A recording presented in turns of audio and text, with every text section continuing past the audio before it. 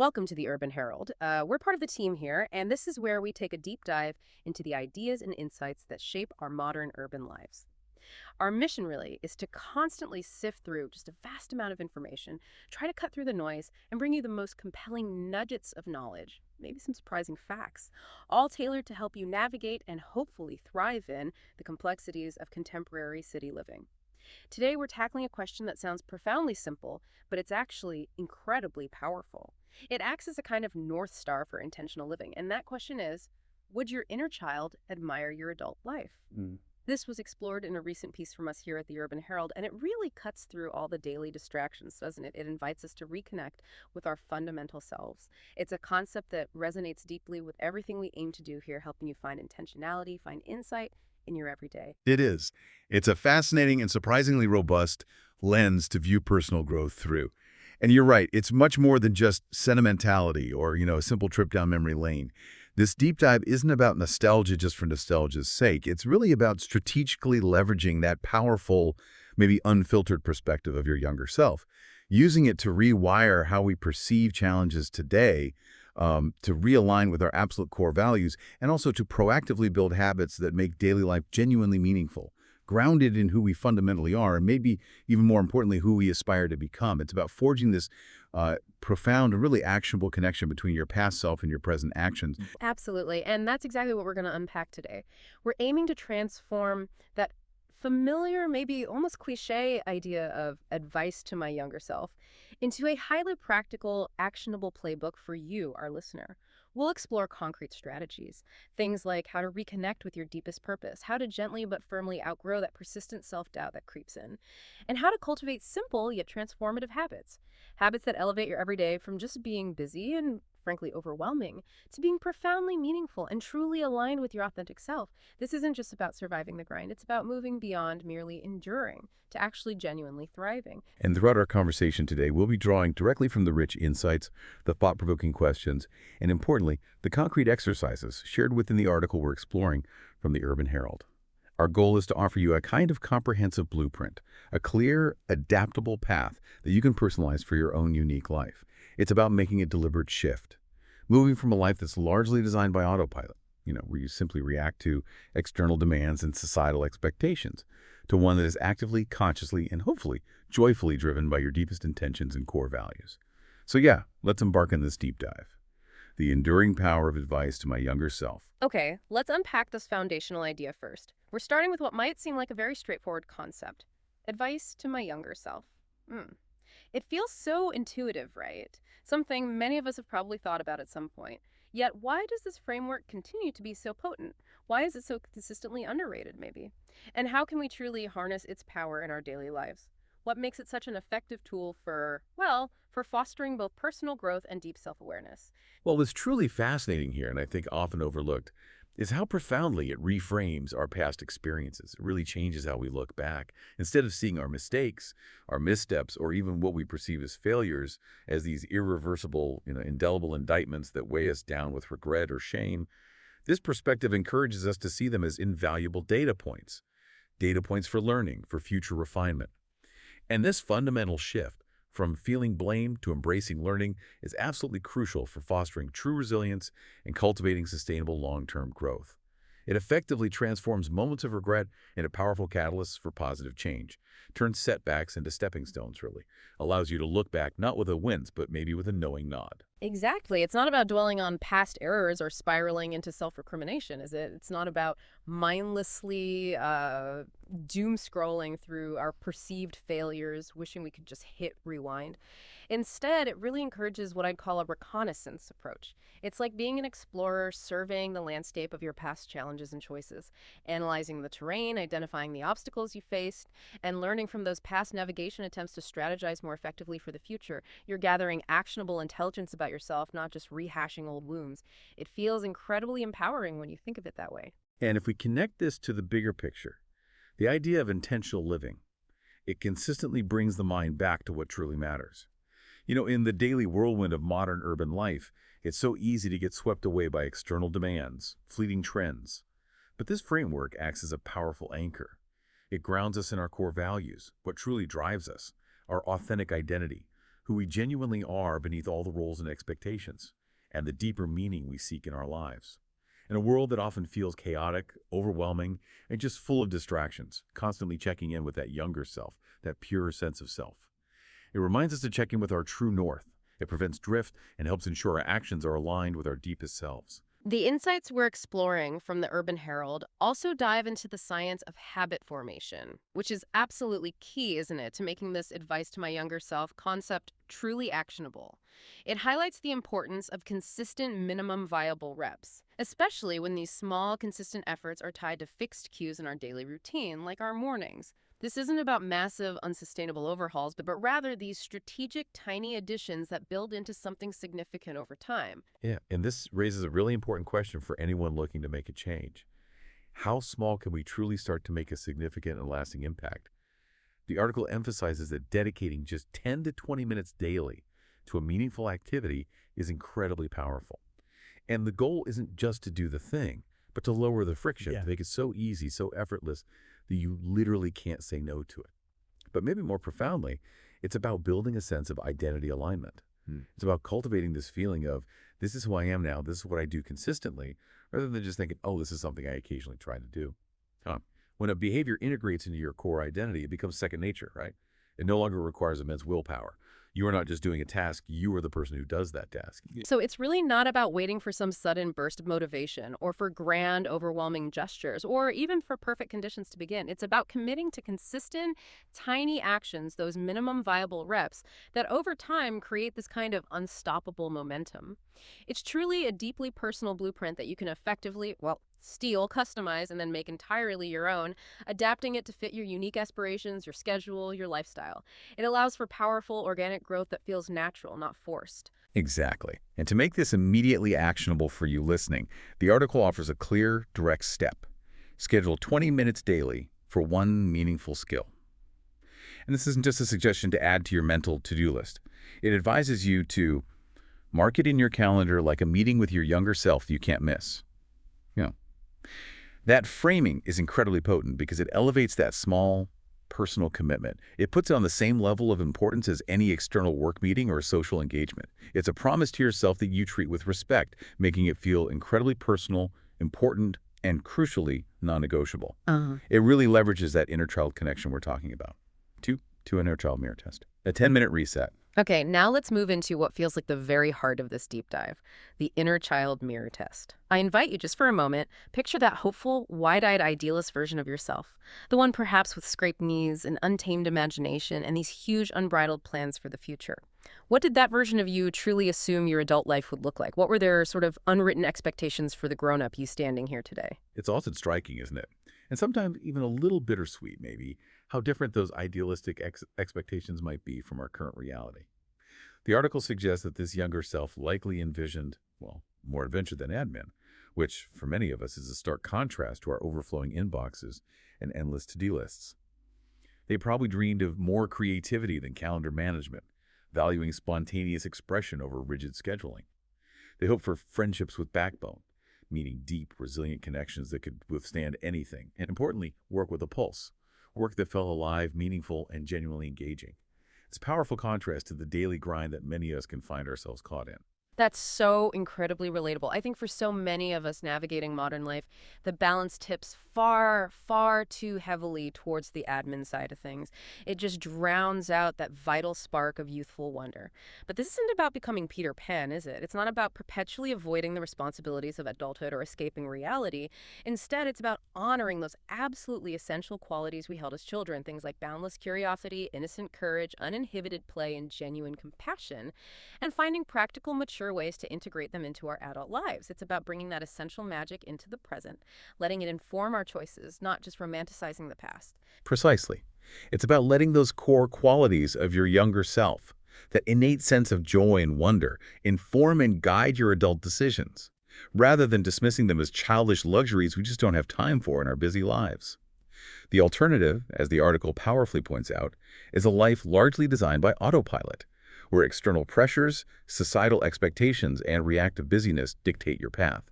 And the stark reality of such a life is that it can ultimately feel incredibly unfulfilling, disconnected from your true self, and leaves you wondering, well, where did the years go? It's a life where you're simply reacting to the current, not actively creating your own direction. The article provides a really clear, incredibly simple 10-minute exercise to put this inner child mirror test into immediate practical use. It breaks down what often feels like this nebulous, abstract concept into tangible, manageable steps. Makes it accessible for anyone. Yeah, it does. Step 1 is straightforward and introspective. Write 3 things your younger self loved. This could be anything that brought you pure, unadulterated joy as a child, maybe drawing for hours, climbing trees until sunset, or making those makeshift radio shows on a tape recorder, as the article suggests. The key is to ground this reflection in concrete, tangible, and often deeply joyful memories from your past. Then step 2 is where the creativity comes in. Beside each one, list a modern adult version. So if your younger self loved drawing, maybe that transforms into scheduling a weekly sketching session or even joining a local art class. If they loved climbing trees, perhaps it translates to a bouldering class at a climbing gym or taking up hiking. And making radio shows, well, that could evolve into starting a podcast with a friend, much like this one here at the Urban Herald. It's about finding the adult echo of those childhood joys, adapting them to your current life stage. And step 3, which is absolutely critical for translating intention into meaningful action, is arguably the most important. Plug just one into next week's calendar. This isn't just a hopeful suggestion, it's an imperative to commit. Treat it like a meeting with your younger self you can't miss. This simple act transforms a reflective exercise into a concrete, non-negotiable commitment. By prioritizing it on your calendar, you ensure that those cherished childhood qualities, those essential elements of play and curiosity, genuinely find their rightful place in your busy adult life, rather than being perpetually pushed aside. The article offers a powerful quote here that truly challenges conventional wisdom about freedom and structure. It resonated deeply with me. The paradox of adulting is that the more intentionally you design your days, the freer you feel inside them. It directly challenges that common misconception that structure, routine, or planned activities somehow limit our freedom and spontaneity, making life feel rigid. It argues the exact opposite, suggesting true freedom lies in conscious design. What's fascinating there is how it reveals that structure, far from being a cage or a limitation, actually provides the essential container for creativity, for true purpose, and ultimately, for genuine freedom. Think about it. Without intention, without a conscious design for our days, we often find ourselves perpetually reacting to external demands, to emails, notifications, other people's emergencies, rather than actively creating a life that deeply resonates from within. It's the profound difference between being carried by the current of endless demands and proactively steering your own ship towards your desired destination. Intentional structure gives you the space to be truly free within your chosen path. And for you, our listener, to take action right now, the Urban Herald team offers a clear micro-action. Block 30 minutes this Sunday to complete this exercise and schedule one inner child activity for next week. This isn't just about reading or listening, it's about doing. This provides a clear, immediate next step, making sure this isn't just an interesting idea we discussed, but something you can implement right away to begin feeling that shift. 3. Timeless lessons from the messy middle. All right, moving on. Our younger selves, they craved certainty, didn't they? They wanted clear answers, definitive paths, a predictable future. Definitely.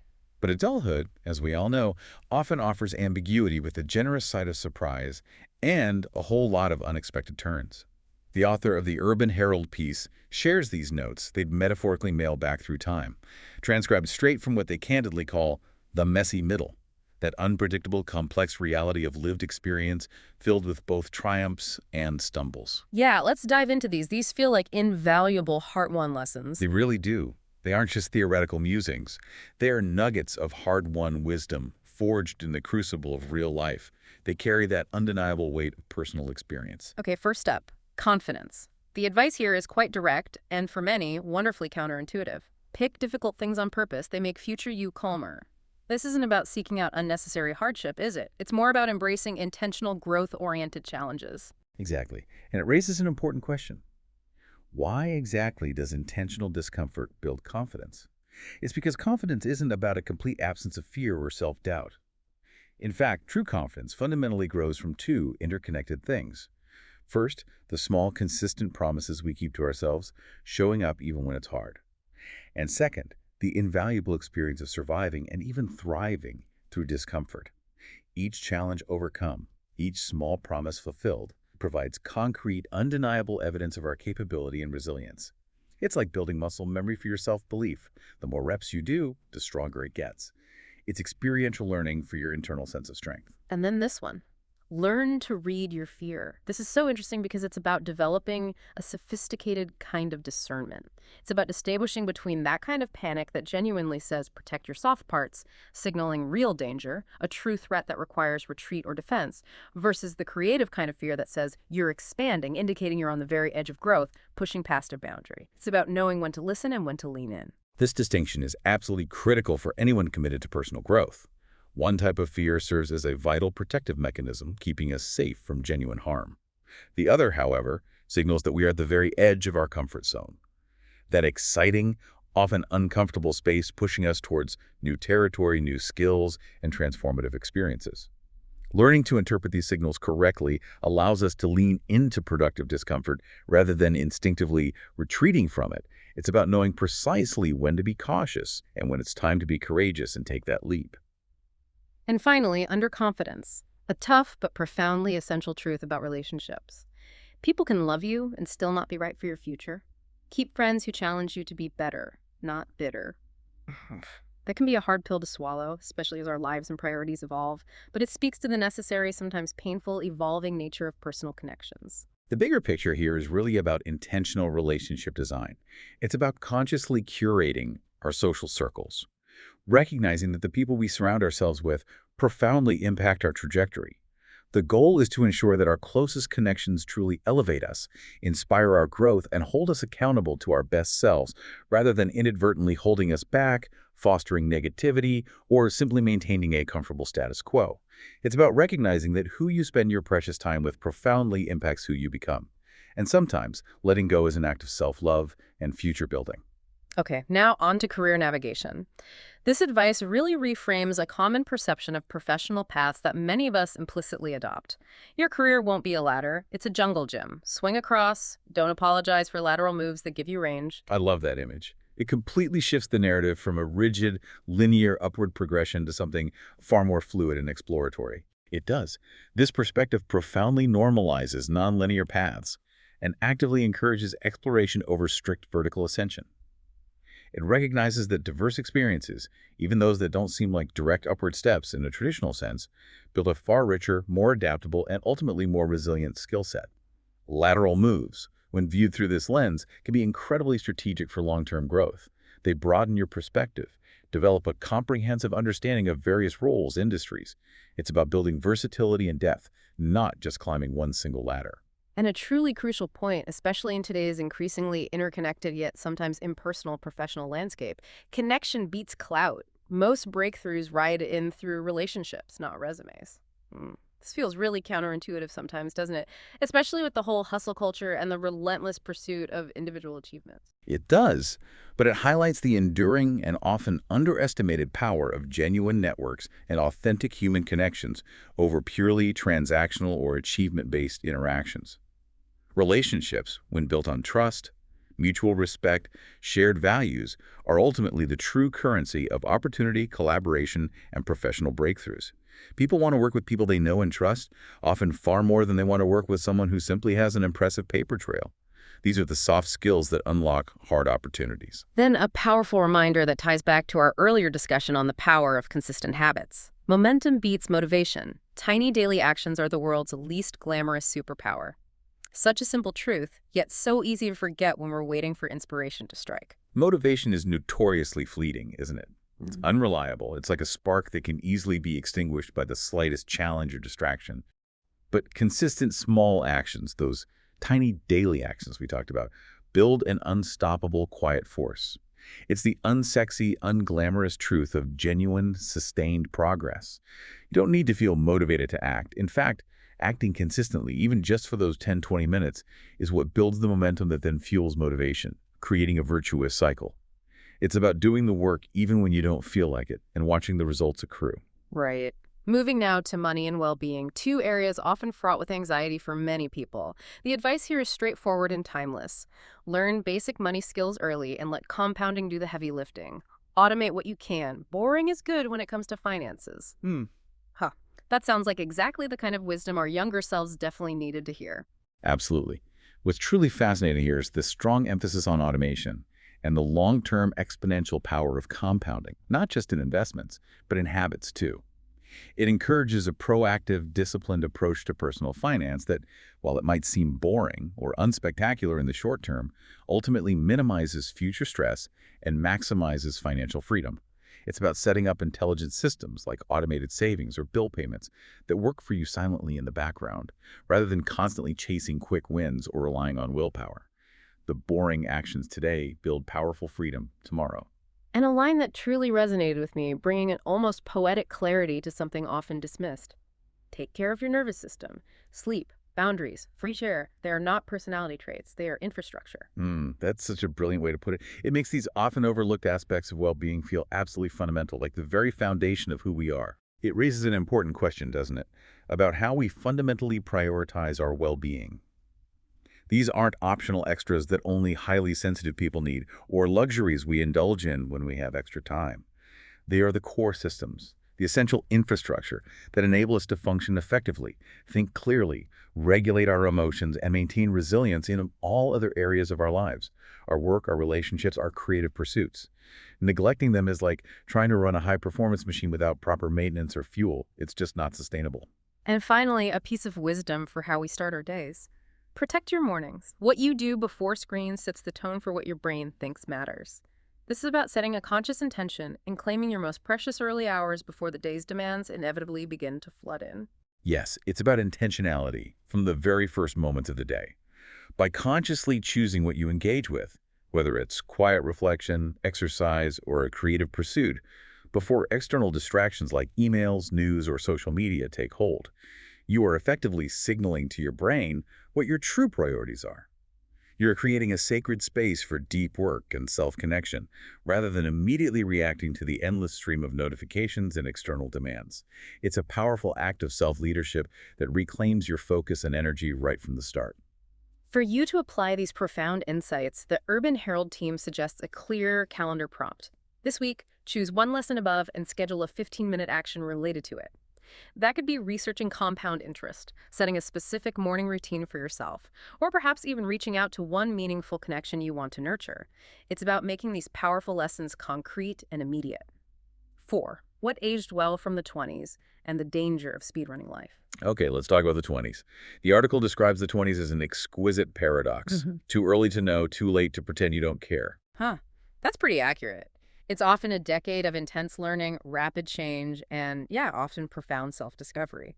So what insights from that transformative, sometimes tumultuous decade still hold true? What stands the test of time and resonates deeply with our adult lives? Well, the first one mentioned is incredibly profound and universally applicable, regardless of your age. Saying yes out of fear is just a slower no. Ooh. This means you're not fully committed, right? You're doing something out of obligation, social pressure, or maybe even that deep-seated dread of missing out or disappointing someone. The article elaborates that it costs more, it tastes worse. This speaks directly to the hidden, often insidious cost of inauthenticity and unaligned commitments. It's like eating food you don't really want just because it's offered. It leaves a bad taste. And it takes up space. It drains your energy and your spirit over time. That's truly an aha moment for many of us, I think. It implies that genuine commitment, true energy, and lasting satisfaction can only truly come from deep alignment with our values, not from a sense of obligation or a fear of negative consequence. It's about honoring your truth from the outset, rather than letting external pressures dictate your boundaries. A powerful lesson in setting healthy limits. And then this gem, a real narrative shifter. Failure isn't opposite success, it's stage lighting. It shows you where to adjust. This is such a powerful reframe. It completely shifts the traditional narrative around setbacks. Instead of viewing failure as a definitive end, a mark of incompetence or something to be ashamed of, it transforms it into an illuminating moment. Just as stage lighting highlights specific areas on a set, failure precisely highlights where improvements are needed, where your assumptions were flawed, or where your strategy needs tweaking. It provides clarity and direction, serving as invaluable feedback. We've heard connection beats clout before in our deep dive, and it absolutely bears repeating here as a core, timeless truth. Most breakthroughs ride in through relationships, not resumes. The consistent emphasis on genuine human connection is clearly a recurring foundational theme throughout the insights from the Urban Herald, underlining its universal importance. Indeed, it powerfully highlights the consistent truth that human relationships, when built on trust, empathy, and mutual support, are foundational to all forms of progress. Whether that's professional advancement, personal fulfillment, finding new opportunities, or even societal change, it's very rarely a purely individual effort. Networks of real people, the connections you nurture, the goodwill you build, are often far more powerful and generative than a mere list of accomplishments or impressive credentials on a piece of paper. It's about who you know, yes, but more importantly, it's about how you genuinely connect with them. And another big one that resonates deeply, touching on a universal truth. Health is a multiplier. Feeling well makes everything else expand. Your patience, your creativity, your capacity to love. It's not just another item on a never-ending to-do list. It's presented as the fundamental foundation for everything else in life. This raises an important question about viewing health not as a separate pursuit or a luxury we try to fit in, but as the fundamental accelerator for all other aspects of life. When our health, physical, mental, emotional, spiritual, is robust, it creates an enormous amount of internal capacity. It gives us the energy, the resilience, the mental clarity, the emotional bandwidth to engage more fully with our work, our relationships, our personal aspirations. Conversely, when our health falters, everything else feels harder, smaller, and more constrained. It really is the ultimate enabler, amplifying every other effort you make. For those in their 20s now, or really anyone feeling that intense pressure to rush through life and tick off all the boxes, the article offers a clear and deeply compassionate piece of advice that challenges the prevailing narrative. Please don't speedrun your life. It goes on. It's not a game with a final boss. It's a garden with seasons. Cultivate wisely. Mhm. This really speaks to playing the long game, embracing a slower, more intentional approach. That beautiful garden analogy profoundly emphasizes patience, the vital importance of process, and the natural cyclical nature of growth. It strongly encourages intentional cultivation, nurturing what you're building with care, foresight, and gentle consistency, rather than engaging in a frantic, exhausting race towards some arbitrary, often ill-defined finish line. It reminds us that some things simply take time to blossom, to bear fruit, or to mature, and trying to force them often leads to shallow roots or burnout. It's an invitation to appreciate the journey and the different phases of growth. To help you reflect on this powerful message and integrate it into your own life, the Urban Herald provides a direct reflection prompt. Write down one thing you're currently saying yes to out of fear. Then, the crucial next step. Schedule time this week to evaluate whether it truly aligns with your actual values. It's a gentle yet firm invitation to identify and potentially release those unaligned commitments that are draining your energy and joy. V. Practical toolkits for growth and purpose. Okay, moving on to some really practical toolkits. First, the growth mindset. It's a popular concept these days, often thrown around in motivational talks. Yeah, but how do we actually practice it without turning into a walking motivational poster or feeling like we're just repeating platitudes? Right. The article from the Urban Herald clarifies it's fundamentally about refusing to worship limitations. It's not about ignoring challenges entirely, but about not letting them define your potential or halt your progress. Okay, so less about positive thinking and more about resilience. Exactly. And the research consistently reinforces that actively tracking inputs, like the number of reps, attempts, or hours dedicated, is far more effective for building skills and habits than simply waiting for motivation to strike or focusing solely on outcomes. It highlights that true momentum compounds when actions are not just planned, but visibly scheduled, consistently followed, and objectively measured. This transforms an abstract idea like growth into a tangible, observable process you can influence daily. So, what's specifically in this practical daily growth toolkit that we can all adopt and use starting today? The article breaks it down into clear, actionable tactics. Yes, they are incredibly practical. First, name the skill, not the self. Hmm. For example, saying, "I haven't learned negotiation yet," is far more productive and self-compassionate than immediately declaring, "I'm bad at negotiating," or "I'm just not a negotiator." Hmm. This is a crucial reframe. It opens the door for learning and allows you to separate your identity from a temporary skill gap. That makes sense. Then second, track attempts, not just outcomes. Keep a simple reps log for whatever you're learning, whether it's giving presentations, starting a new workout routine, or consistently writing. The article wisely notes that reps remove drama. By tracking your efforts, you externalize progress and shift the focus away from a single, potentially overwhelming outcome to the consistent foundational effort. It builds resilience because you see the effort, not just the result. Third, debrief wins and losses.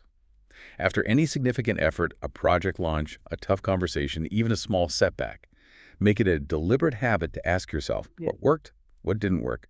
What will I do differently next time? Mm. And then, crucially, capture these notes, maybe in a journal or a simple document. This practice embeds a continuous learning loop into your process, turning every experience, positive or negative, into a valuable lesson for future improvement. Fourth, reframe feedback. This is so important when we inevitably receive criticism, instead of immediately thinking, oh no, I'm exposed, or feeling defensive. The article encourages us to try to reframe it as, this is a custom map to my next level. This transforms criticism, even if it feels harsh initially, into actionable intelligence, a personalized guide for improvement tailored precisely to your needs. It helps you depersonalize and extract value. And finally, number 5, build a challenge ritual. Before something daunting, a big presentation, a difficult conversation, stepping into an unfamiliar social setting, establish a consistent mini routine. It could be 1 minute of breath work, setting one clear intention, and defining one micro goal, like maybe asking just one insightful question in a big meeting. This provides a tangible, calming pre-game strategy for high-stakes situations, helping you manage anxiety and perform your best by bringing a sense of control to the moment. The article also provides some tiny scripts that help, which are simple phrases you can use to navigate moments of discomfort or self-doubt. These include, this is hard and I'm learning, which normalizes the struggle. Or, I can do uncomfortable things for 10 minutes, which makes a daunting task feel manageable. Or even a forward-looking one like, future me will thank me for this rep, which connects current effort to future benefit.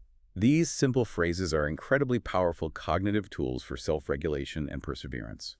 They help us to quiet the inner critic, acknowledge the difficulty without giving into it, and gently push ourselves forward, even when the task feels daunting. They are micro-affirmations for consistent effort, shifting your internal dialogue from self-defeat to constructive action. To get you started, the Urban Herald suggests this immediate action step. Create a simple reps log. Just track one skill you're developing for 7 days. Note attempts, not perfection. It's about building that consistency and observing your efforts, rather than demanding immediate mastery. Okay, let's switch gears slightly to purpose. Finding purpose can often feel like this grand, overwhelming, existential spiral, right? An endless quest for a single, definitive answer that eludes us. Definitely. It can feel paralyzing. But the article offers a wonderfully low-drama, practical way to approach it.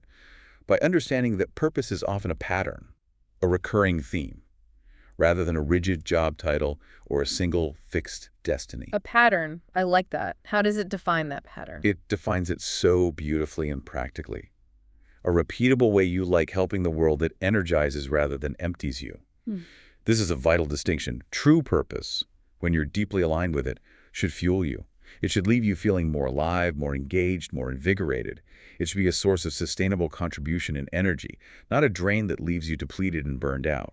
It's about finding that sweet spot where what you do fills you up, even as you're giving. Okay, so let's break down the Then of Enough framework, which helps us pinpoint this purpose pattern. It involves asking 4 key questions that guide your self-discovery. First, what feels natural? This means listing tasks that make time move weirdly fast for you, where you lose yourself in the flow almost effortlessly. Activities that feel inherently aligned with your natural inclinations. Second, what creates energy? After doing this activity, you genuinely feel more alive, more invigorated, more uplifted, rather than drained or tired. It's about identifying sources of renewal, those actions that actively recharge your mental and emotional batteries, not just those that require effort. Third, where do others trust you? This prompts you to notice what specific skills, areas of knowledge, or types of problems people repeatedly ask for your help with. This is incredibly valuable because it indicates where your natural strengths, unique expertise, or inherent trustworthiness are perceived and valued by others in the real world. Often reveals a blind spot in your own self-perception. And fourth, what pain do you care about? This invites you to reflect on which problems in the world, whether global issues, community challenges, or even micro-frustrations, truly make you want to roll up your sleeves, get involved, and seek a solution. It's about identifying the intersection of your innate compassion and a genuine need in the world. The article suggests that the interception of these 4 lists provides a powerful, highly personalized starting point for discovering your purpose, and critically, it then proposes a pragmatic 30-day test. Test a mini project in that overlap, teach a workshop, volunteer, create a resource, prototype a service, join a community. The wisdom here is profound and incredibly liberating. Purpose prefers experiments over epiphanies. You don't need a single grand revelation to find your path. This concept is absolutely crucial. especially in our modern world that often romanticizes sudden flashes of insight. True purpose rarely reveals itself through a single grand revelation or an aha moment that suddenly clarifies everything. Instead, it often emerges, unfolds, and clarifies itself through iterative action, continuous experimentation, and thoughtful reflection on what genuinely resonates with you and makes a tangible, positive impact. It's a dynamic journey of discovery through doing, where each small experiment refines your understanding. And there's a practical weekly cadence for clarity, to keep you on track and prevent that existential spiral. On Monday, set one purpose-aligned action for the week. Midweek, do a quick 15-minute check-in. Ask yourself, am I avoiding or am I iterating? Am I procrastinating or am I actively refining my approach? And on Friday, dedicate a few minutes to write 3 simple sentences: what you did, what you learned, and what you'll adjust for next time. This structured reflection ensures consistent progress and prevents you from getting stuck in analysis paralysis or losing momentum. It creates a self-correcting loop that keeps you actively engaged with your purpose, allowing it to evolve and refine itself as you go. It moves you from passive contemplation to active, informed pursuit. So your action step from the Urban Herald team this week: a practical commitment to your purpose. Complete the Venn exercise by Friday and commit to one 30-day purpose experiment starting next Monday. This is how you bridge the gap from insightful reflection to tangible, impactful action. Sucks, overcoming self-doubt, and practicing real self-care. Okay, let's talk about self-doubt. It's not a bug in your system. It's actually more like a sensitive alarm system. Often overactive, though. Right, definitely. Often overactive, sounding off when there's no real danger. But at its core, it's trying to help you, trying to protect you. So what actually helps tame this often unruly companion? The Urban Herald offers a compelling field guide. A field guide, I like that. What's the first step? First and foremost, the article advises a foundational shift in mindset. Replace prove yourself with improve yourself. This distinction is incredibly powerful. The former, prove yourself, breeds tightness, anxiety, a constant fear of failure, always striving for external validation. The latter, improve yourself, invites curiosity, continuous learning, and fosters a much healthier, more sustainable relationship with challenges. It's about internal growth, not external performance. Then a truly liberating principle for anyone who struggles with perfectionism. Use the 70% rule. If you're 70% ready, you're ready. The last 30% only emerges in motion. This directly challenges the insidious grip of perfectionism and the tendency to wait for ideal, flawless conditions before starting something. It's about embracing imperfection as part of the process. Yeah, this is fascinating because it powerfully encourages action and learning through direct experience rather than remaining in a state of paralysis by analysis. It acknowledges that true mastery and completion often require you to step into the arena, to begin doing the work, and to discover what you need to learn as you go. You simply cannot know every single thing or anticipate every possible challenge before you start. The final 30% of readiness is built through the act of doing, through the feedback loop of experience. The guide also emphasizes a proactive and compassionate approach. Practice compassionate evidence gathering. Keep a competence file, a place for compliments, wins, kind feedback. Read it before challenges. This is such a smart, proactive way to counter our brain's natural negative bias, which often amplifies failures and downplays successes. This practice directly combats that natural tendency our brains often have to remember failures more vividly or to discount our own accomplishments. By actively collecting concrete proof of your capabilities, your past successes, positive feedback, you provide yourself with undeniable evidence that you are competent and capable. This file becomes a tangible resource you can refer to, actively building self-efficacy and resilience for future endeavors, especially when self-doubt inevitably creeps in. It's a personal archive of your own strength. And a crucial shift in focus for your goals. Set input goals. The article wisely notes you can't fully control outcomes like a promotion or virality for your content, but you can control inputs, the number of pitches sent, gym sessions completed, drafts written. This is incredibly empowering, moving you away from anxiety about external results. It fundamentally shifts your focus directly to what is within your sphere of control, thereby significantly reducing anxiety about external results that are often subject to many variables beyond your influence. By concentrating on consistent effort, on the inputs you can manage, you build momentum, cultivate discipline, and foster a powerful sense of agency, regardless of immediate external validation or unpredictable outcomes. It's about owning your effort. And a final powerful strategy for taming doubt. Drain calm. Breathwork, walking, journaling, therapy, these are oxygen for confidence. Anxiety shrinks in the presence of rituals. This elevates these practices from mere relaxation techniques to essential foundational components of mental strength and resilience. What's fascinating here is that calm is presented not just as a desirable state to passively wish for, but as a skill to be actively developed and cultivated, much like any other skill. By intentionally integrating these calming rituals into your daily life, you are essentially training your nervous system to respond more effectively to stress and uncertainty, thereby building a deep reservoir of inner calm that directly fuels confidence. It's about proactive self-regulation, not just reactive soothing. The article also provides a succinct 5-minute intervention checklist for those moments when acute doubt strikes, offers an immediate practical way to regain footing. First, write the doubt sentence, "I'm not qualified." Second, ask, what small action would a qualified person take next?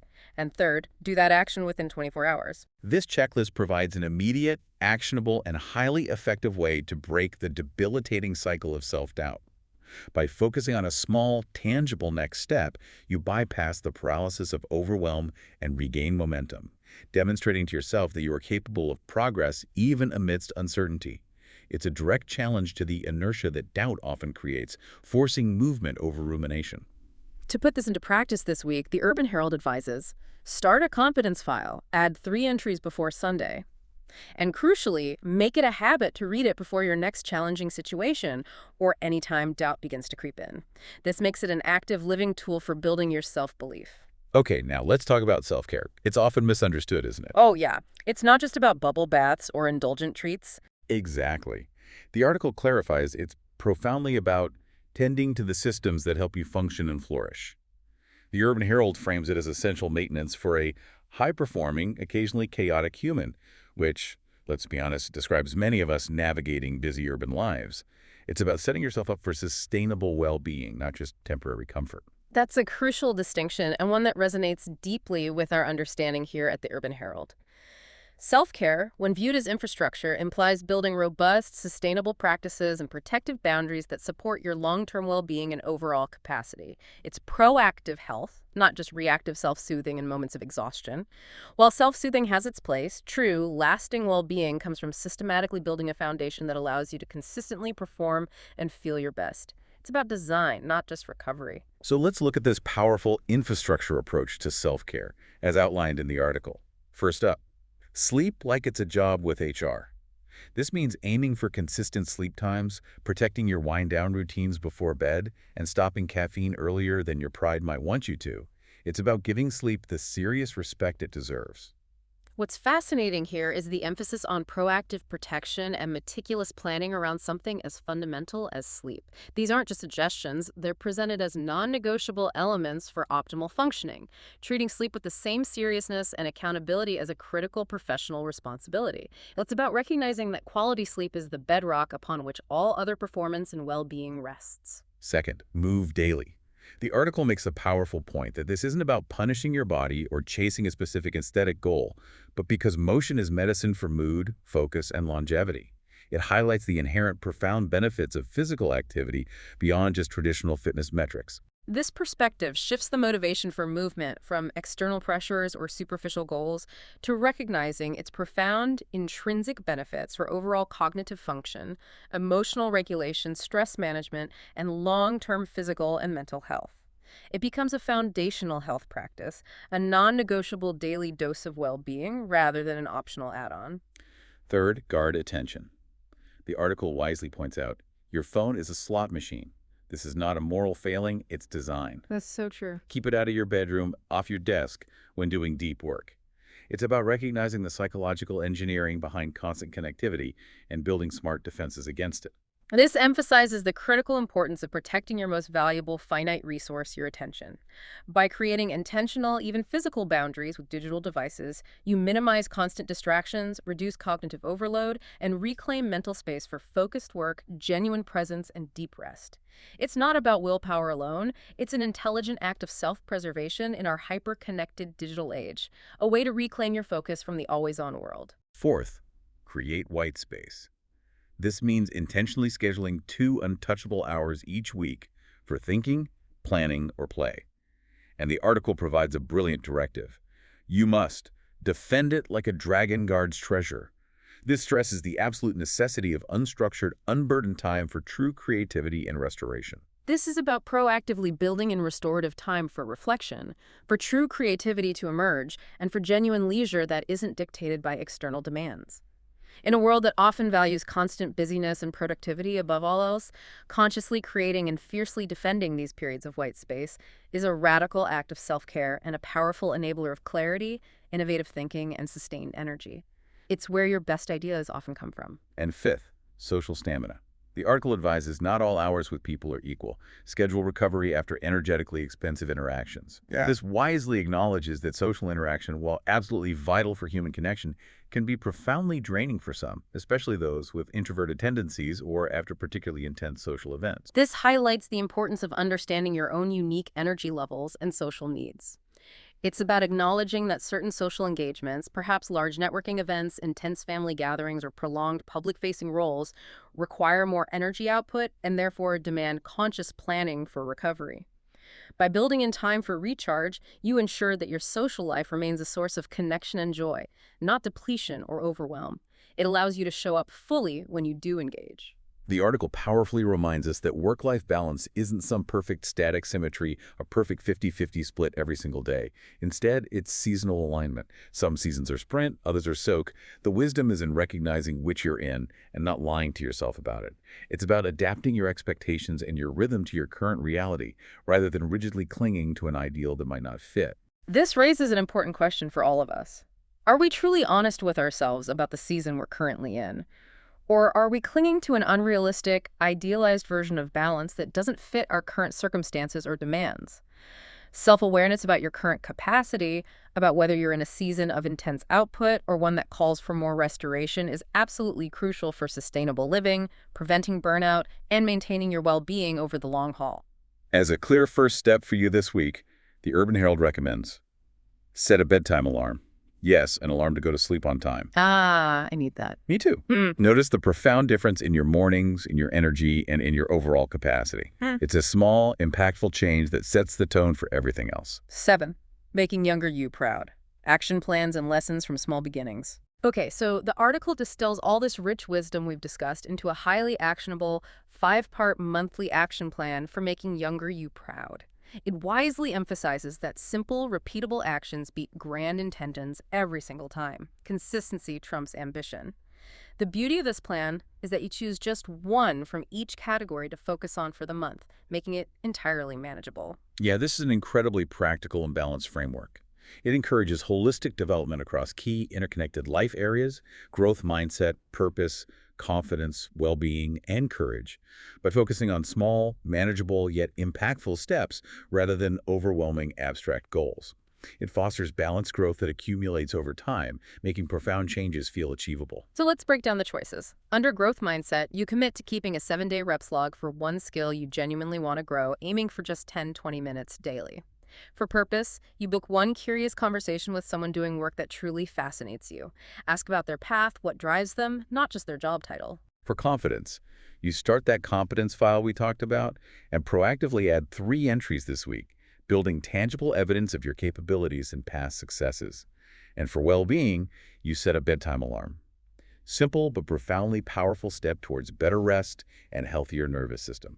And finally, for courage, you commit to shipping something imperfect, whether it's publishing a blog post you've been sitting on, sending a difficult but necessary pitch, or simply sharing a draft of a creative project with a trusted friend. It's about taking that brave first step despite not feeling 100% ready, knowing that perfect is the enemy of good. And to help you implement this plan effectively, the Urban Herald team gives a clear calendar block. Schedule 30 minutes this Sunday to choose your 5 actions and proactively add them to next week's calendar. This turns intention into immediate scheduled commitment, ensuring these vital actions actually get done, moving them from aspiration to reality. The author shares a powerful personal anecdote about waiting for the perfect time to start a creative project they deeply cared about. They spent months meticulously making gorgeous plans, color-coding systems, even watching documentaries for research, but they never actually began the work itself. This story is so relatable to anyone who's ever gotten stuck in planning instead of doing. It really is. This anecdote perfectly highlights a common and often paralyzing pitfall: the tendency to overplan and, perhaps unconsciously, protect ourselves from the vulnerability, discomfort, and inevitable messiness of actually beginning something new. The author's eventual solution: a tiny contract of committing to just 20 minutes a day, fiercely committed to no 0 days, is profound testament to the transformative power of consistency and imperfect action over the elusive, often paralyzing pursuit of perfection. It was about showing up consistently. And the outcome of this consistent, imperfect effort. 3 months later, that creative endeavor had solidified into a powerful habit. 6 months later, a tangible portfolio began to emerge from those small daily reps. A year later, opportunities presented themselves that the author would have completely missed if they had continued waiting for confidence to magically appear. The key insight from their experience is profound and encouraging. Confidence doesn't show up dressed for the party, it sneaks in through the side door after you've been working for a while. This is such a crucial reframe for anyone struggling with getting started or feeling like they lack the confidence to pursue their dreams. It fundamentally shifts the understanding that confidence is a result of action, not a prerequisite for it.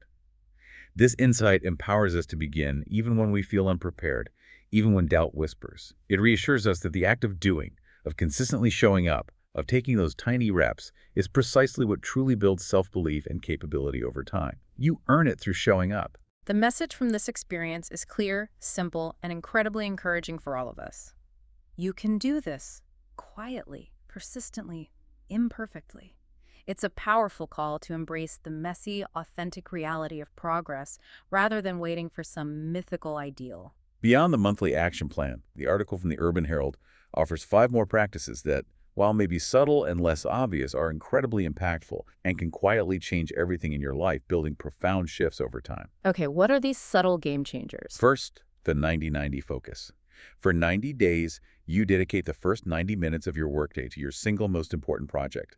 This means closing all distracting tabs, silencing notifications, eliminating external noise that pretend to help but actually gossip about your potential.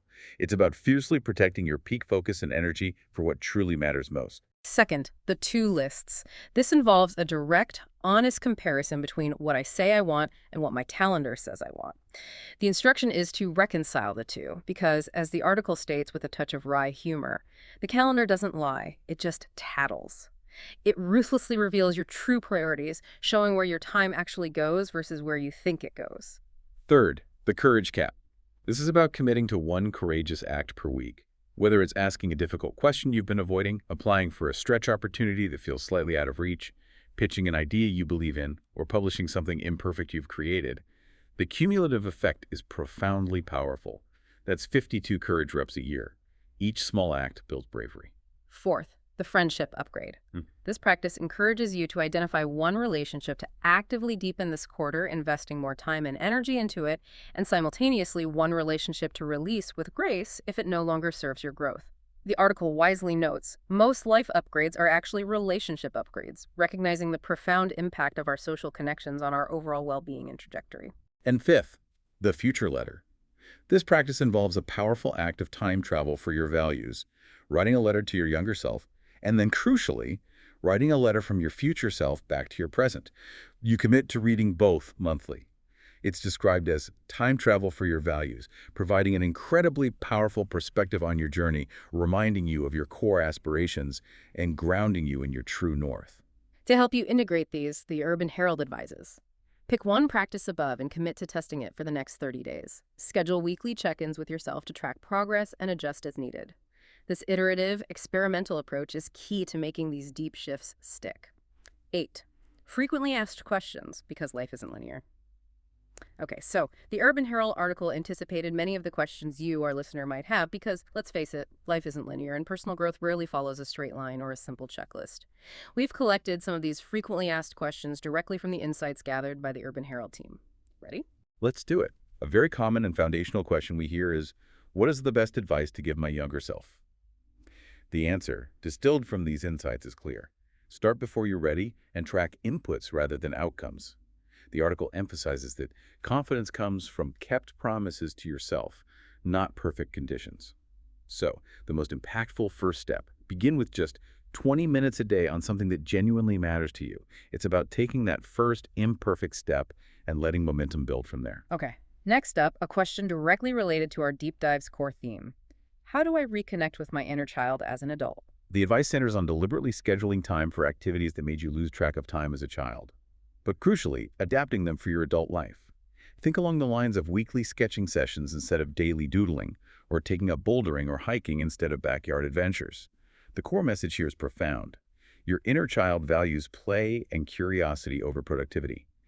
It's about consciously recapturing that pure sense of wonder and integrating it into your grown-up reality. Another question focused on practical application. What is a simple growth mindset routine I can follow daily? The article suggests keeping a daily reps log tracking attempts, not just successes.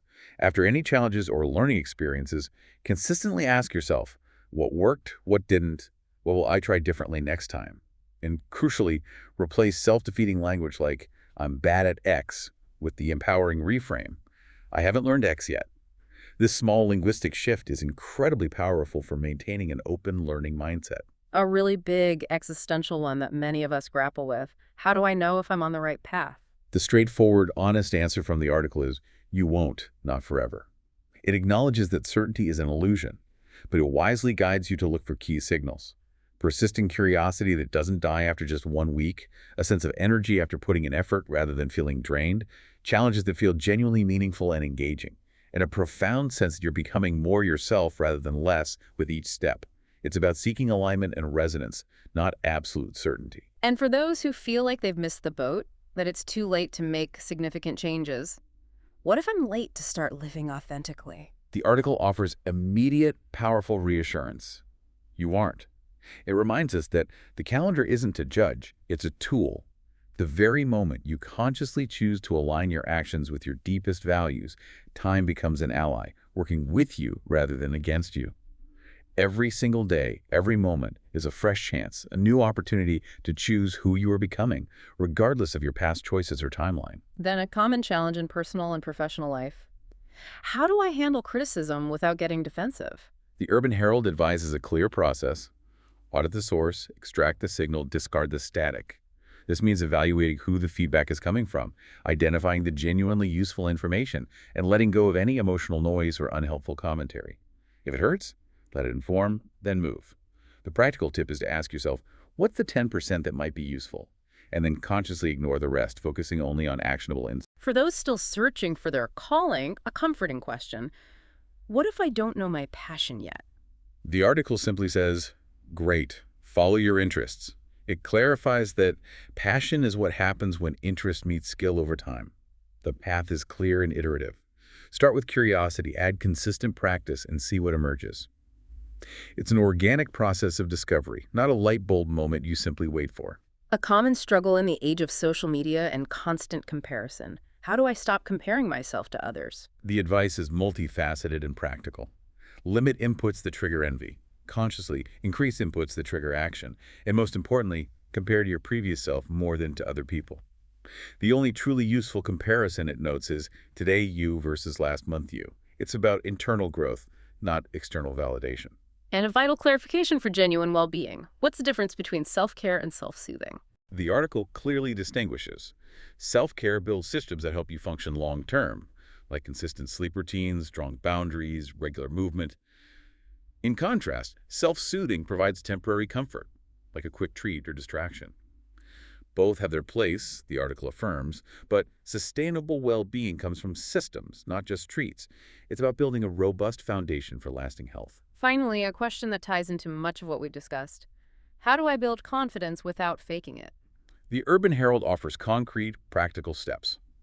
Start a confidence file, collect tangible evidence of your capabilities and past successes. Set input goals, things you can control, like effort, rather than outcome goals, results you can't fully control. Yeah. And crucially, practice the 70% rule. If you're 70% ready, you're ready enough. The last 30% only emerges in motion. It's about taking consistent, imperfect action to build real, earned confidence. Outro. So if you're still with us after all that, here's the real truth. Maybe the distilled essence behind all this profound wisdom from the Urban Herald team. Younger, you didn't care much about metrics, did they? About quantifiable achievements or external validation. They cared about something far more intrinsic. They cared about magic, about wonder, joy, genuine connection, about being fully alive. But magic, as we've seen throughout this deep dive, isn't some random, fleeting occurrence. It is, perhaps surprisingly, a byproduct of structure. The core paradox of adulting is that the more intentionally you design your days, the more thoughtfully you build your routines, your systems, your protective boundaries, the freer and more expansive you ultimately feel inside them. This is the secret sauce, really. You need to build containers sturdy enough, robust enough to hold your inherent wildness, your boundless creativity, your unique spark. That's how you truly create a life your inner child would not just recognize, but genuinely admire. Not because it's a perfect, flawless existence free of challenges, but because it's brave. Hmm. Because it's grounded in your deepest values. Because it's kind, it's admirable because you didn't outsource your fundamental choices about your path to fear, or to external pressures, or to fleeting societal fashion trends. It's admirable because you consistently did the unglamorous foundational work when nobody was watching, when it felt hard, when it felt unrewarding, and crucially because you never stopped learning, never stopped being curious, and always had the courage to start again when you needed to, no matter how many times. As we close out this deep dive, a final note. Maybe both to our younger selves, who once dreamed with such clarity, and to you, our listener, who is actively building your life day by day. We didn't all end up as astronauts, at least not yet, and some of us still don't like coriander. But through this journey, through these insights and experiments, we learn to choose work that genuinely matters, to love people well and deeply, and importantly, to forgive ourselves for not being perfect, tireless machines. We learn to embrace our human imperfections. We, here at the Urban Herald, learn to build a life with texture, a life with ample room for the serious pursuits and the wonderfully silly moments, for profound growth and essential rest, for bold ambition and grounding humility. That's the kind of adult your younger self would truly admire. Not flawless, not without struggles or doubts, but profoundly faithful to what genuinely counts, to what truly resonates with your inner being and your deepest aspirations. The invitation now is the same as it was then, echoing the timeless desires of that inner child that still lives within you. Play, learn, create, rest, and then repeat. Keep this beautiful, transformative cycle going day in and day out. Keep the promise to yourself, the promise of an authentic and fulfilling life driven by intention, and let the future be curious about the incredible, evolving person you are becoming. Remember the simple truth at the heart of it all, the most powerful takeaway perhaps. Small, honest reps consistently applied truly build a life younger you would admire. That's it for this deep dive from the Urban Herald team. We really hope you feel empowered, equipped with practical tools, and truly inspired to begin or continue building the life your inner child would not just recognize but wholeheartedly admire. Until next time, keep exploring, keep growing, and keep living with intention.